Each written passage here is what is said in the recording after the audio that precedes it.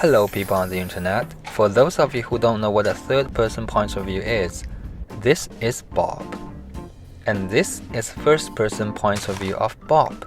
You are seeing what Bob is seeing through Bob's eyes. And this is third-person point of view of Bob. You are not seeing through Bob's eyes, you are seeing Bob as another person. Third-person point of view allows you to see more of the surroundings, very useful for scouting. I've been wanting to paint in third-person view for a long time, but I'm not talented like this person. He strapped 2 GoPros, 3D printed some parts, and coding, and some shits I don't even know how to pronounce, and he did all this back in 2014.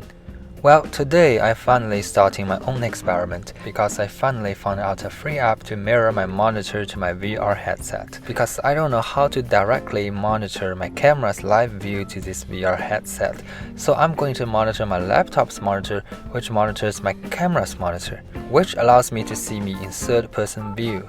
Yes, it's simple.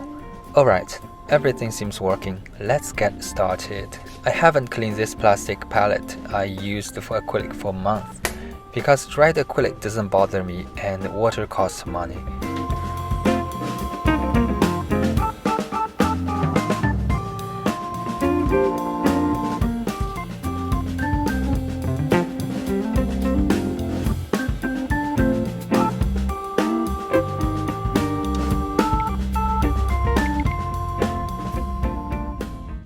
There's a little lag, but it's okay. It doesn't make me feel dizzy. It does make me move slower because I feel I need to wait for the person in the video to catch up.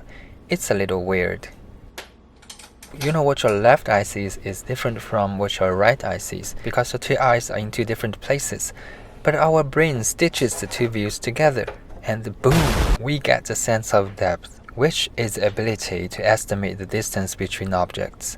And me only able to stream one camera's view and seeing it as a flat video, I've lost that sense of depth. Guess what? Losing the sense of depth is a big problem in 3D world.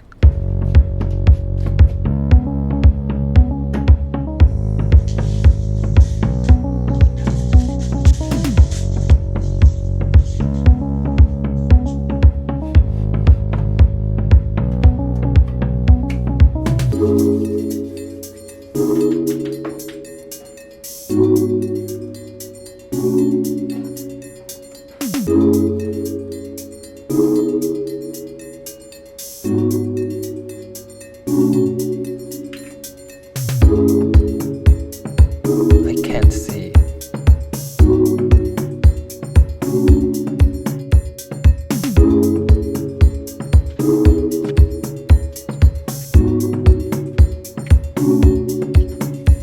The first step of painting, get your paints out, is already giving me a huge challenge. Whatever, I will work with colors I have here. I forgot to prepare water. Back with water.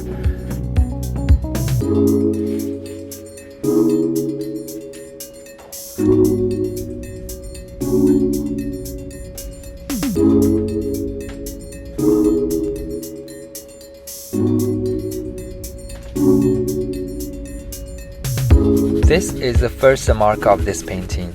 Also the moment I realize I won't be able to paint representationally. Even I'm aiming for a straight vertical line, it is definitely not a straight vertical line. I also can't really see what's on the palette, nor to see what my brush is picking up, but that's fine. As long as my brush is picking up paint, we have a painting. Let it be abstract, I don't care anymore.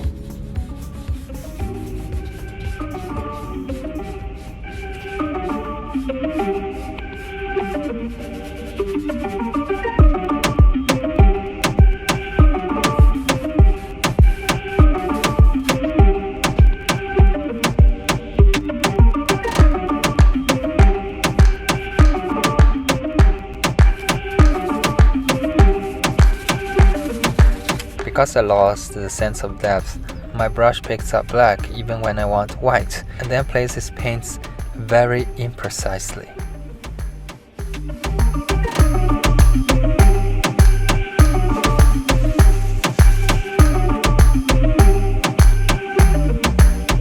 struggle is real. I would say the most painful part about this experiment is when I try to pick up paints from the palette and when I try to place paints onto canvas, which sounds like all the steps there is for such painting.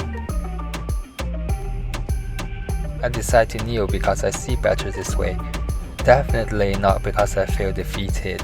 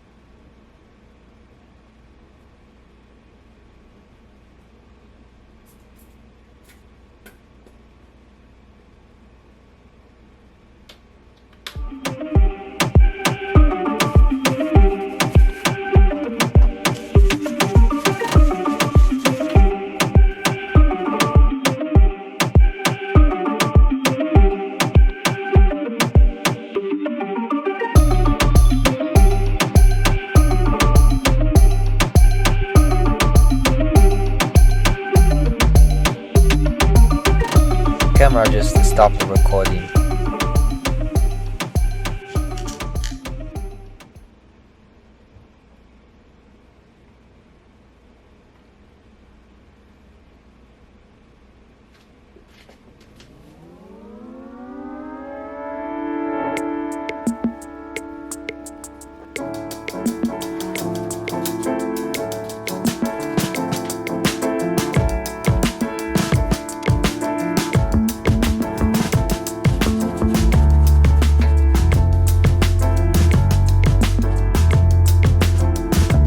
This feels weird.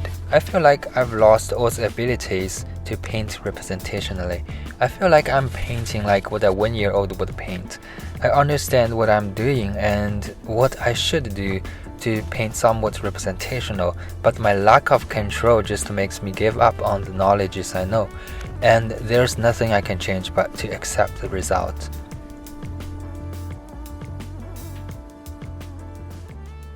Some abstract paintings have deep inspirations, like this painting Birkenau by Gerhard Richter from 2014. Birkenau is one of the main camps from Auschwitz concentration camp, operated by Nazi Germany.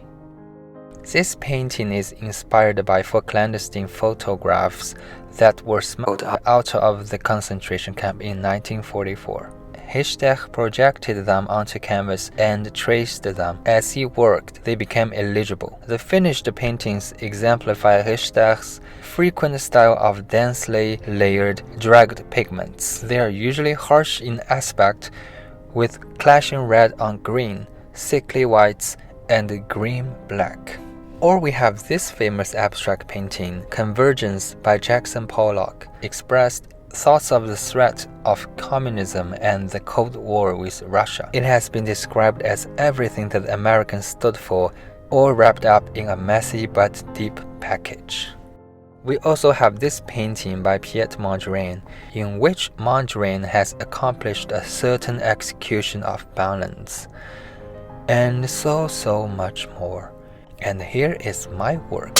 Because I was bored and also curious about the experience of painting in third-person point of view, I honestly thought this wouldn't be that hard, but it took me by surprise. My overall experience is that it's painful to let go all the controls and only be able to paint like a 1-year-old. Just for fun, I'm doing another quick painting of the same subject matter from a GoPro footage screenshot. I want to feel what's like to have all the controls back. I start to analyze shapes and forms, lights and shadows again.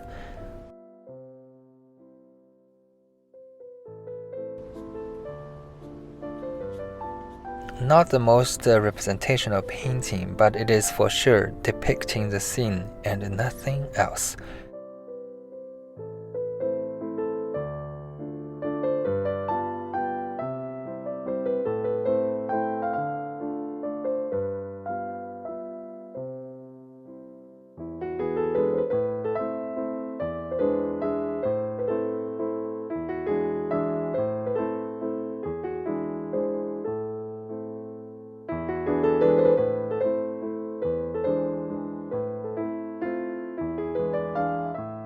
there is no more restraint to let me have the full control of my hands and utilize all of my painting knowledges, but is it more liberating, or me unable to access my accumulated painting skills and only to control mediums like a 1-year-old more liberating?